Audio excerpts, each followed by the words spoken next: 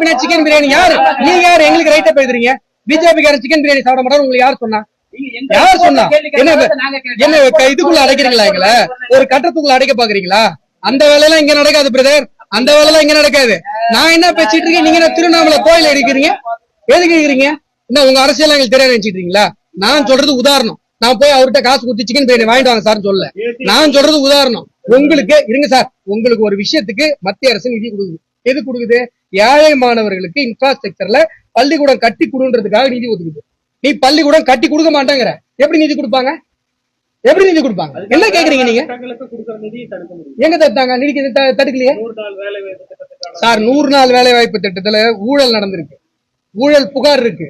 இதே பக்கத்துல எஃப்ஐஆர் இருக்கு, நான் காட்டவா? வேலூர் பக்கத்துல எஃப்ஐஆர் நான் காட்டவா? என்ன பேசுறீங்க? அதுக்கு இதுக்கு என்ன சம்பந்தம்? நீங்க எஸ்எஸ்சிஎஸ் ஸ்கீம்ல ஃபண்ட் நிறுத்தப்பட்டிருக்குன்னு சொன்னா ஸ்கூல் கட்டுறதுக்காக நாங்க ஃபண்ட் கொடுத்தோம். நீ ஸ்கூல் கட்ட மாட்டேங்கிற.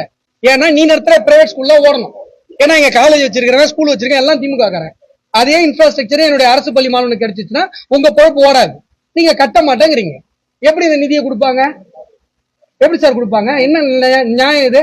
100 நாள் வேலை வாய்ப்பு திட்டத்தில் நீங்க ஊழல் பண்ணிருக்கீங்க. ஊழல் கண்டுபிடிக்கப்படணும். அதுல ஸ்டாப் பண்ண மாட்டாங்களா? நீங்க ஊழல் பண்ணலையா? எஃப்ஐஆர் இல்லையா? நான் காட்டவா? எத்தனை ஆயிரக்கணக்கான எஃப்ஐஆர் தமிழகத்துல பதிவு பண்ணப்பட்டிருக்கு, நான் காட்டவா? இதுவா பிராக்டிகலா பேசுங்க பிரதர், நியாயமா பேசுங்க.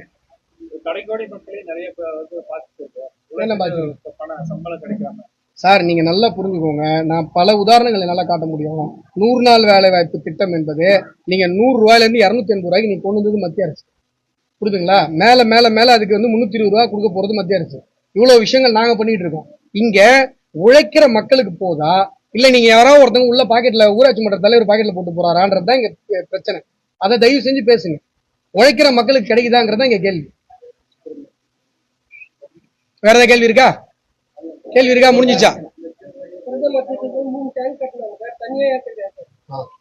கேள்வி ஏதாவது இருக்கா பிரதர்? நன்றி.